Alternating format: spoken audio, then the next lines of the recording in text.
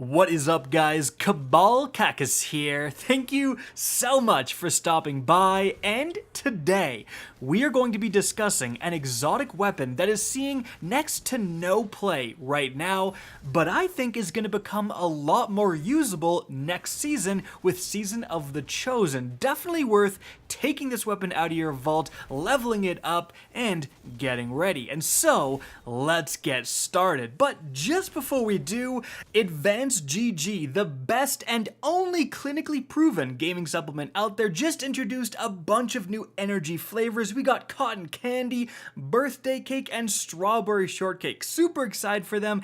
And this weekend only, if you use code KHD20, you get 20% off. So stock up on those new flavors, get that energy and that focus to hit Season of the Chosen absolutely vibing. Alright, now let's get started here, and the exotic weapon I'm talking about is actually the Skyburner's Oath exotic scout rifle. Now this is an OG weapon introduced all the way with vanilla Destiny 2 years and years ago, and it never really had its time to shine. However, with Season of the Chosen, there are a few reasons why this could actually be a pretty viable weapon. So, firstly, the intrinsic perk of this scout rifle makes it so that when you are hip firing, it actually has two different fire modes. When you're hip firing, it's going to shoot explosive seeking projectiles at enemies, and then when you aim down sights, the rate of fire slows substantially, and then you have more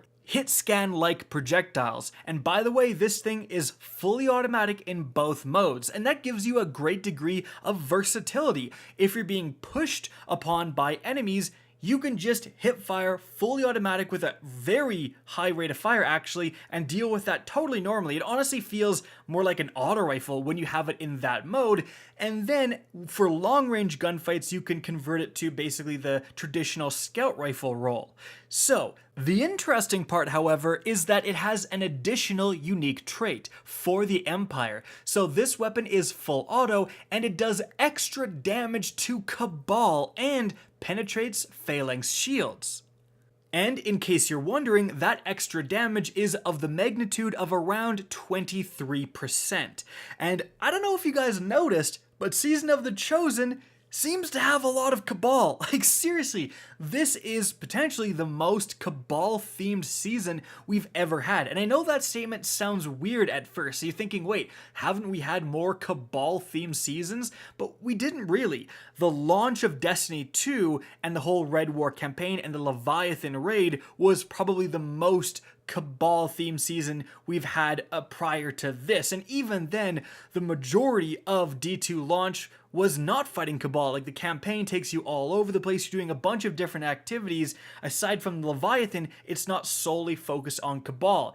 Maybe the other one would be, Season of Opulence. That certainly is all about Callus, but if you think about it, the main activity, the menagerie, you were fighting Hive and Vex in that, not even necessarily Cabal all the time. So really, with Season of the Chosen, and from what we've seen with the reveals, I mean, the Battlegrounds activity, literally every screenshot Bungie shows of this activity has Cabal. Like, you're fighting Cabal every single time. So if there is a ton of Cabal you're facing next season, getting a weapon that does more damage than usual to them, which certainly matters, and then also dismantles one of the main problematic, like, higher tier enemies with phalanxes. I mean, imagine if you had a weapon that just instantly one-shot Taken Knights, so you didn't have to deal with the stupid fire. I mean, that would be so good in so many different activities if you're doing like a Taken, Nightfall or something like that. So being able to have these encounters where Bungie puts these phalanx enemies in there to make it more difficult, you just shoot right through their shields and you deal with them like normal adds. That's actually pretty advantageous. However, that's actually not the only factor I think is contributing to this weapon's potential usability next season. A couple more things would be, firstly, we have the catalyst. So the catalyst for the Skyburner's Oath is going to give you a bunch more range, but importantly, the fact that you can masterwork this weapon and then start producing orbs is super important. Not only are you going to get your super so much more often by using a masterworked weapon, especially in PvE, but also you do have the Charge with Light mod that gets you Charge with Light for picking up an orb of light, and masterwork orbs count for that. That's one of the easiest ways to become Charged with Light in the entire game. So having a weapon that can synergize with that is super important. But this catalyst was associated with the Leviathan raid, and a lot of people just don't have access to this. However, it's actually, as you can see right here, one of the catalysts that are being added back into the game next season. So you're going to be able to get the Skyburner's Oath catalyst just by normally playing. You won't have to do a raid this time around, and that's going to make it a lot more accessible to so many players out there.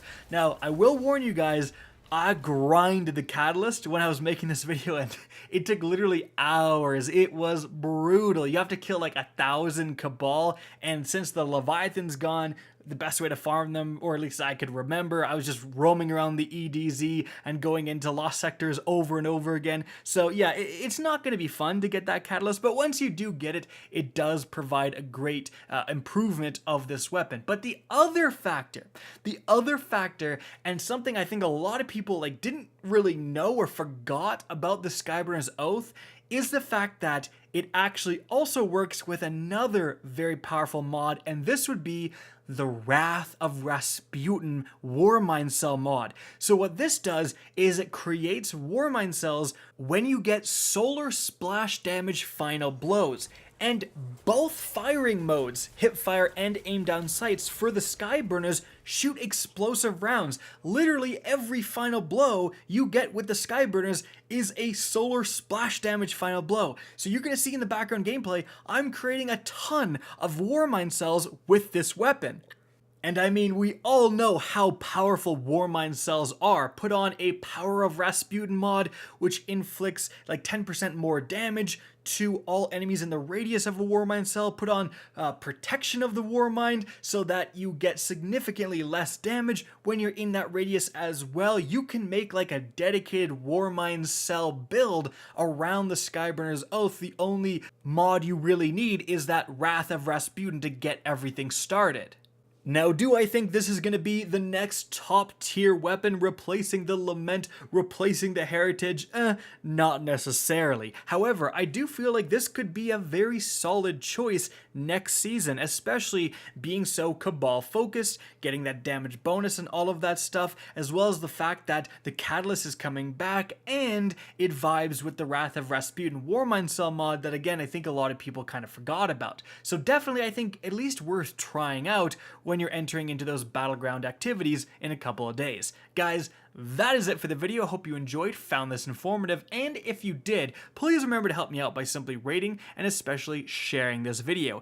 If you guys want to see more Destiny 2 content similar to this, don't be afraid to slap that subscribe button. If you want to get in touch with me and keep up to date with the latest channel activity, the best way is to follow me on Twitter at RickCacus. That's linked in the description down below. Again, I hope you enjoyed the video, and as always, have a good day.